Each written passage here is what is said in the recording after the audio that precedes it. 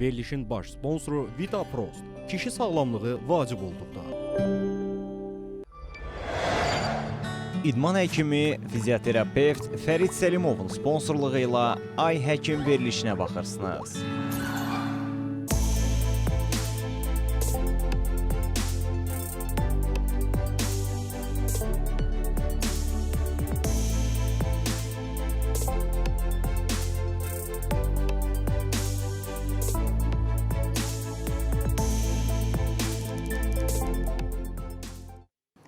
Ay Həkim davam edir dostlar. CBC Sport'a baxırsınız. Studiyada Doktor Tutu Zeynalovadır. Bugünkü maraqlı qonağım həkim nutrisolog Doktor Maya Səbzəliyevadır və biz bugün pəhrizdə olan insanların istifadə etdiyi pəhriz məhsullarından danışırıq. Maya xanım, keçək onlara. Bu son illərdə glutensiz qidalanma bir trend halı aldı. Lazım oldu, olmadı. Hamı fikirləşdi ki, gluten ümumiyyətlə lazım deyil, glutensiz qidalanaq. Bundan əslində biznes kimi istifadə edənlər də çox oldu. O barədəki, yəni adi deyək ki, xlebçi ilə glutensiz xlebçinin arasında fərq çox idi. Glutensiz məhsullar çıxmağa başladı bazara ki, dietik adı ilə ki, hə gluteni yoxdur, amma o qədər yağ, o qədər şəkər var ki tərkibində. Yəni bəli, yəni bu məsələlərdə biraz diqqətli olmağa çağırırıq əslində əhalini. Bu haqda Qida Təhlükəsizliyi Agentliyinin də biz çağırışı oldu. 2-3 il öncə səhv etmirəmsə ki, hər dietik yazılan, ümumiyyətlə dietik sözünü icazə vermirlər yazmağa. Məsəl üçün sizə aldığınız məhsulun üzərində yazıla bilər ki, bu yağsızdır, amma içində o qədər şəkər ola bilər ki, yəni yağlı olsa ondan yaxşı idi və yaxud yazılıb şəkərsiz, amma trans yağlarla doludur və ya yazılıb glutensiz həm şəkərlidir, həm yağlıdır, elə deyilmi? Baxın, bu unlar sağlam qidalanan insanın rasionunda hansı mərhələdə bizim köməyimizə çatır və bu dietik unlar deyəndə nəyi nəzərdə tutulur? Varmı belə bir anlayış? Dietik unu da indi deyərəm. Əsas glutendən başlayım ki, buyurun. Gluten bilirsiniz elə bir zolal molekuludur ki, izləyicilər bəlkə bilmirlər deyim, başlanğıc üçün. Yəni bəzi insanlarda, yəni buğda kimi bitkilərdə olur, buğda, arpa, çovdar kimi dənli bitkilərdə əsasən olur. Bəzi insanlarda ona qarşı, glutenə qarşı həssaslıq ola bilər və yaxud daha ağır formada seliakiya xəstəliyi ola bilər ki, bu doğrudan da əslində yəni belə bir xəstəlik, belə bir həssaslıq var. Və belə həssaslığı olan insanlara glutenli qidaları qida rasionundan çıxartmaq məsləhət görülür. Əks təqdirdə onlarda, mən məsələn çox insanlar tanıyıram ki, illərdir müxtəlif həzm problemləri yaşayırmışlar və ya bədəndə ödəm var imiş və bircə dənə glutenli qidanı qida rasionundan çıxartmaqla əslində bu əlamətlərin hamısı keçib gedir. Yəni belə bir anlayış var. Hətta bəzən anemiyaların səbəbi gluten həssaslığı olur ki, illərlə dəmir preparatı içirlər, amma deyir dəmirim heç cür qalxmır, nə vaxt verirəm, ferritinim aşağıdır, dəmirim aşağıdır. Bu da görürsən ki, gluteni çıxardırsan, adi qidalanma ilə də yavaş-yavaş bərpa olur. Və mən həmişə deyirəm ki, ən gözəl də bizim bədənimizin əslində həkimi ilk növbədə insan özü o mənada olmalıdır ki, əslində onu glutenli qidaları araşdırsalar ki, nəyin içində var. Bir test kimi, bir 10 gün çıxartsalar qida rasionundan, fərqi hiss eləsələr bədənində ki, doğrudan da həzm problemləri keçdi. Deməli, buymuş, heç bir analizə hətta ehtiyac olmadan bunu müəyyən etmək olar. O ki, qaldı çox düzgün vurğuladınız ki, bunu bəzən marketinq, yəni məsələn, birincisi onu deyim ki, hər glutensiz qida dietik deyil. Məsələn, düyü unu bizdə var. Düyü unu, ağ düyü unu da var, qəhvəyi düyü unu da var. Düyü unu glutensizdir. Okey. Yəni glutenə həssas olanlar üçün çox gözəl məhsuldur. Amma bəzən insanlar düşünürlər ki, bu glutensizdirsə, həm də bu dietikdir, həm də bu məni arıqladacaq. Belə bir şey yoxdur. Yəni düyü unu əslində düyü kalorili bir məhsuldur, kifayət qədər. Glikemik indeksi də yüksəkdir. Bəli, glikemik indeksi də tamamilə doğru yüksəkdir və çox miqdarda qəbul etsə heç də arıqlamağa kömək etməyəcək. Okey, bəzi unlarımız da var ki, onlarda glikemik indeksi də daha aşağıdır. Məsələn, ketan unu, həm karbohidrat dəyəri aşağıdır. Kinoa çox faydalıdır. Kinoa zülalla çox zəngindir. Karbohidratı, yəni bütün dənli bitkilər arasında ən çox tərkibində zülal olanlardan biri məhz kinoadır. Noxud unu var? Noxud unu da var, proteini güclü olanlardan. Veganlar üçün xüsusi faydalıdır. Qarabaşaq unu da var, yaşıl qarabaşaq unu da. Məsələn, bunlar faydalı. Mən deyərdim ki, bunlardan da istifadə etsinlər. Hətta glutenə həssaslıq vacib deyil, insan glutenə həssaslı olsun. Mənim mənim şəxsi bu fikrimdir ki, biz uşaqlıqdan nəyi görürük, onu sevirik. Biz görmüşük çörək ancaq məsələn buğda unundan bişər. Amma halbuki digər unlardan o qədər maraqlı reseptlər var ki, indiki zəmanədə də internetdə çox dadlı, fərqli unlardan istifadə edək ki, hər unda yaşıl qarabaşaqda dəmir məsələn var, kinoada zülal var. Yəni kətan ununda kaliumdan çox zəngindir ki, hərəsindən bədənimizə bir faydalı mikroelementlər əldə edək. Digər tərəfdən bir məqama da toxunum ki, Bu mövzuda bir əlavə edəcəm. Yəni burada biz təbii ki, istəyirik hamı sağlam qidalansın, amma reallıq var ki, bu hər zaman mümkün olmur. Məsəl üçün indi bir dietoloqun deməməli olduğu bir şey deyəcəm ki, bu həftə sonları o təndir çörəyinin qırağını belə kəsib, o qlazovka və ya pomidor yumurtaya batırıb yeməyin, gəlin etiraf edək ki, ayrı ləzzəti var ki, xüsusilə də indi artıq ziyaya gedirik. Çox vacibdir burada. Yəni insan onda o qədər xoş bir belə deyim anlarga əldə edə bilər ki, bəzən heç onu yeməsəydi bəlkə yediyi daha ona faydalı ola bilər. O məqamda var. Amma ən azından 80-20 prinsipini qorumalıyıq, elə deyilmi? Həm də ki, insan ona hazır olanda tam çıxartmalıdır. Yəni birdən-birə mən artıq glutensiz qidalandım, çıxartdım deyib, əgər onun psixoloji vəziyyəti ona hazır deyilsə və o sonra yenidən ona çox kəskin şəkildə qayıda bilər və bu da daha da sonra çəki almağa səbəb ola bilər. Ona görə insan əvvəlcə maariflənərək, daha çox inanaraq, daha çox belə siz dediyiniz kimi daha çox faizlə əməl etməklə başlaya bilər. Belə və bir də bayaq da siz vurğuladığınıza qayıtmaq istəyirəm ki, bəzi glutensiz məhsullar olur ki, market rəflərində yazılır üstündə böyük hərflə glutensizdir, amma həm kalori dəyəri də kifayət qədər yüksəltir. İçində baxırsan palma yağı da var, dadlandırıcısı, dad qüvvətləndiricisi, konservantlar içində doludur. Yəni siz də palma yağına qarşısınız. Yəni palma yağı haqqında da mən çox maraqlı araşdırma elədim. Palma yağı da əslində soyuq sıxım olanı faydalı olur, amma onun soyuq sıxım olanından yox, o qida maddələrinə qatılan forması qaynar sıxılmış olur, hidrogenləşdirilmiş forması olur. Sağlam əslində o əsl palma yağını tapa bilsək, o faydalıdır. O bizə gəlib çatmır, çünki çox az olur. Bəli, eynən. Bəli. Və glutenden danışmışkən, onda belə çıxır ki, yaxşı olur ki, glutensiz məhsulları biz özümüzdə hazırlayaq. Özümüz hazırlasaq daha yaxşı olar. Çünki misal üçün çox görürəm ki, hansısa indi Dəblədə coffee shoplar və mütləq hamısı nəsə bir dietik desertlərimiz də var deyə təklif edir. Deyirəm, nədir dietik? Bu glutensizdir, badam unundan hazırlanıb. Yeyirəm, baxıram ki, yaxşı, badam unundan hazırlanıb, amma qaymaq, kremlər, şəkər, nə bilim, şokolad yağı, nə istəyirsiniz qatıblar da onun içinə. Glutenli adi ondan olsaydı ondan yaxşı idi bəlkə də. Yəni bu mövzuda da nəyə gətirirəm sözümü? Bu trend olub deyə yaxşı olar ki, insanlar məlumatlansın. Yaxşı, satmaq istəyirsən glutensiz məhsullar öz məkanında sat, amma bunun ən azından doğru bir hazırlama qaydasını öyrən. Yaxşı, bu glutensizdirsə, gəl bunun şəkərini də azaldım.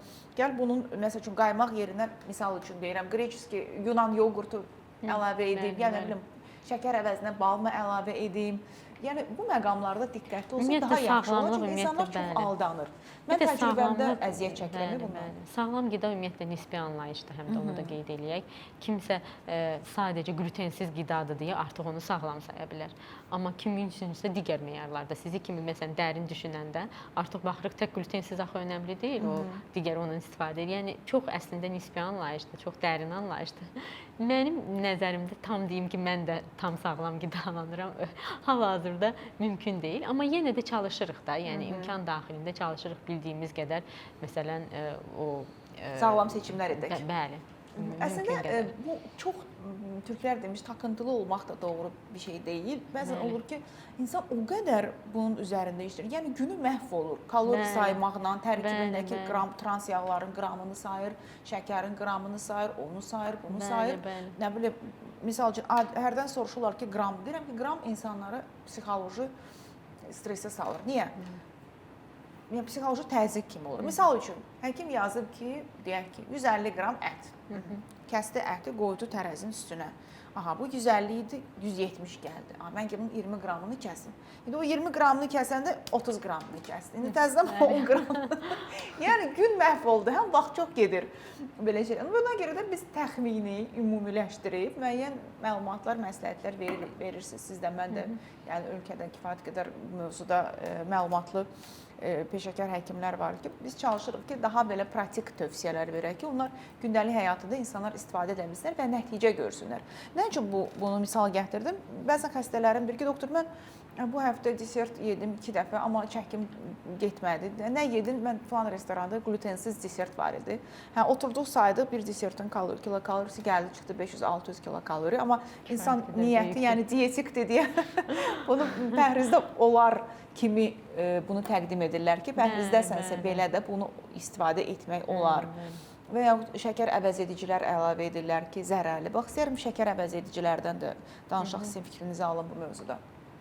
Şəkər əvəzedicilərdən mən özüm ən sevdiyim kokos şəkəridir və onu da satışını həyata keçirirəm. Niyə görə onu çox sevirəm? Ümumiyyətlə kokos şəkəri kokos ağacının gövdəsinin nektarından əldə edilir.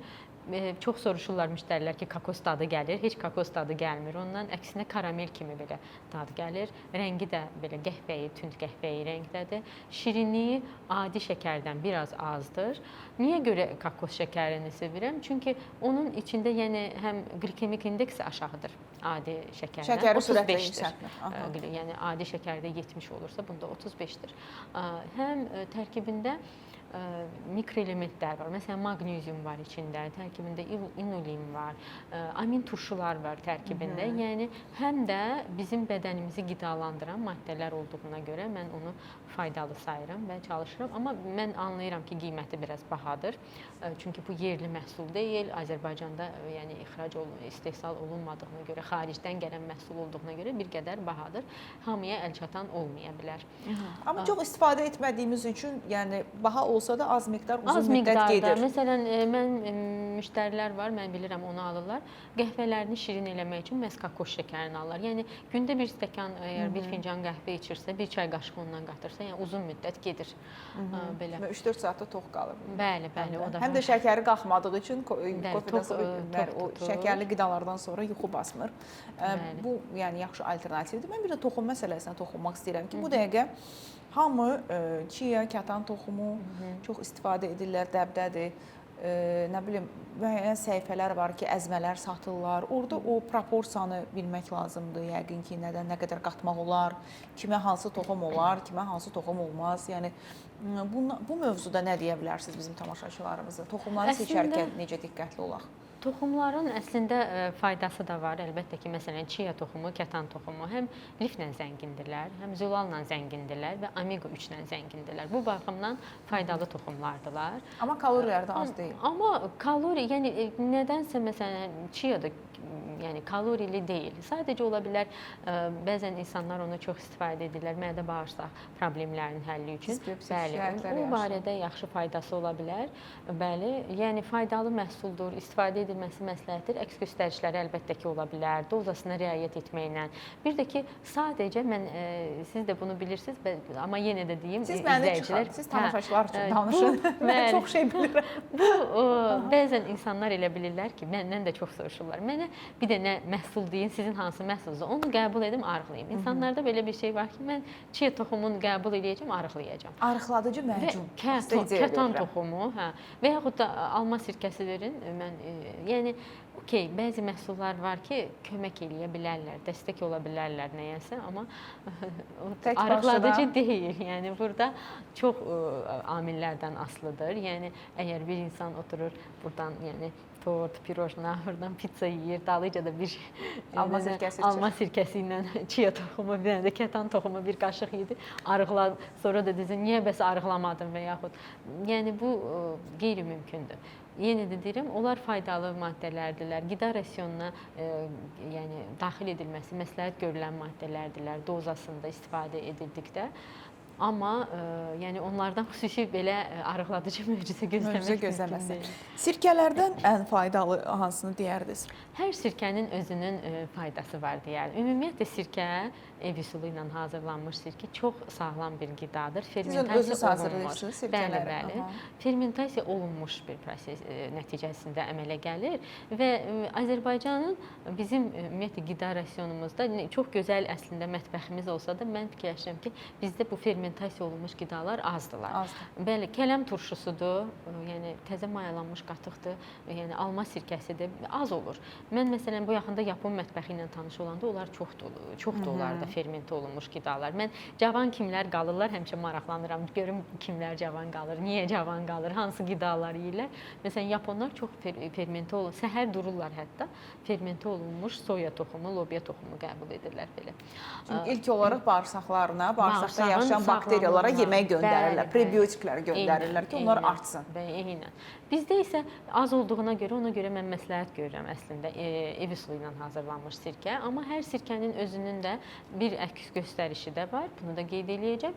İkincisi də bir meyvəsindən asılı olaraq faydası da biraz dəyişir. Yəni hamısında sağlam bakteriya var, amma məsələn alma, tutaq ki, qızıl əhməd almadandırsa orada dəmir biraz çox olacaq, kividə biraz vitamin C daha çox olacaq və s. belə dəyişəcək. Hər meyvənin xüsusiyyətinə görə biraz dadı da dəyişir, biraz rəngi də sirkənin fərqli olur və faydalı xüsusiyyətləri də dəyişir. Amma sirkənin qəbulunda əks göstərişlər var, xüsusilə mədəsində xorası, qastriti olanlar bunu çox ehtiyatla qəbul etməlidirlər və ya həkim məsləhəti olmadan qəbul etməsinlər ümumiyyətlə. Maya xanım, Hindistana getmişdiniz. Bəli. Danışın görək, nə var, nə yox o Hindistanda? Siz niyə getmişdiniz? Nə işiniz vardı Hindistanda? Mən yağlarla məşğul olduğuma görə məni Hindistan çox cəlb elədi yağ məsələsinə görə. Orada yağlara dəhşət çox önəm verirlər. Yağla masaj, yağların daxilə qəbulu. Xüsusi bir metod var onlarda, pançakarma deyirlər, detoksikasiya proqramı. 21 günlük detoks proqramıdır və detoks proqramının əsas hissəsi də yağlardır. Onların, yəni mənim kreslomu da yağlamaq lazımdır bu arada. Yağlar hər yerdə var, görürsünüz. Yağlar həyatımızın ən əsas hissəsidir. Bəli, aha.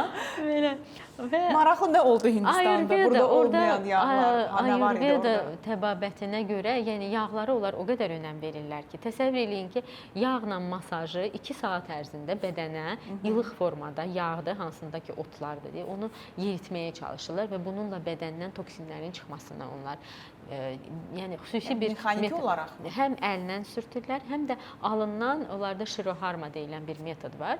Deməli, alına küncüt yağı ilıq formada 45 dəqiqə ərzində burada bax bu nahiyəyə ilıq şəkildə damcılayır.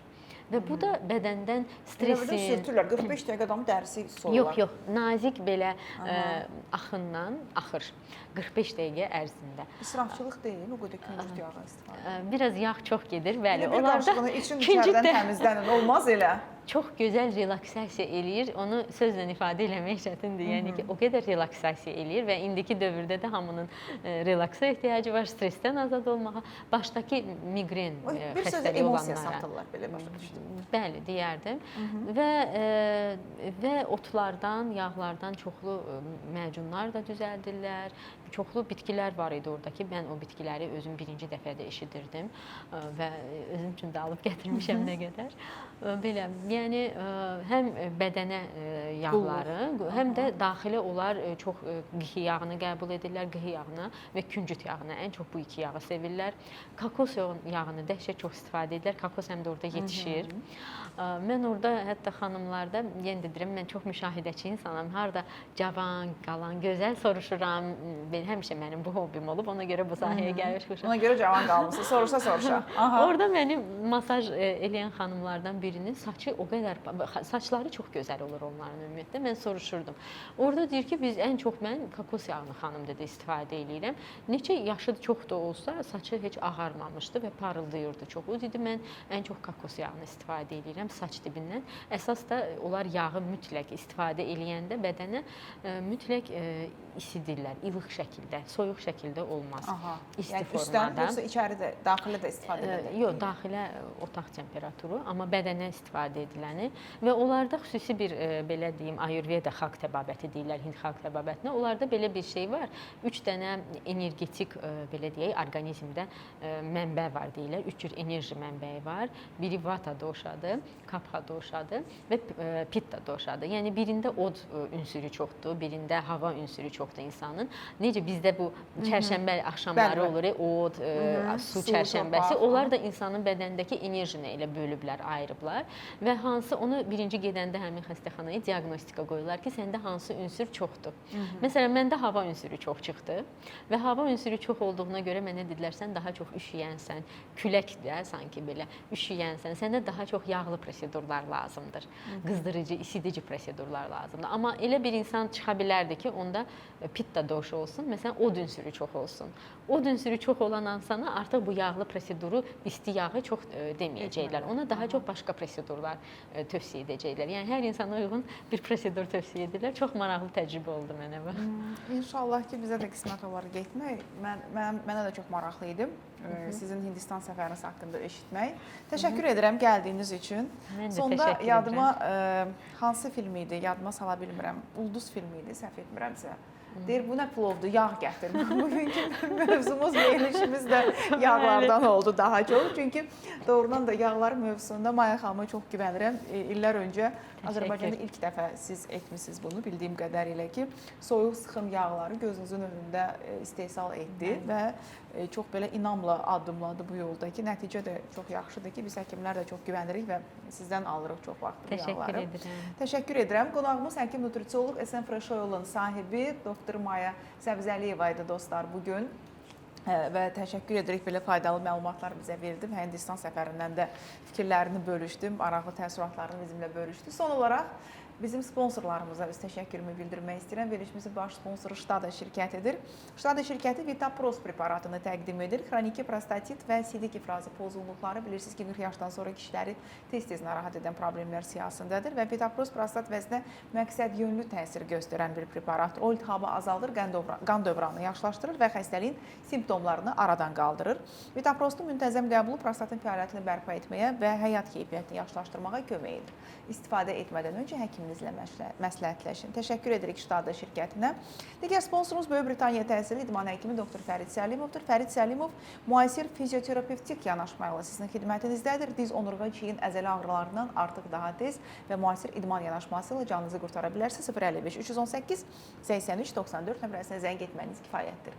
Bugünlük bu qədər. Özünüzə yaxşı baxın, sağlamlığınızı sağlam ikən qoruyun. Hələlik.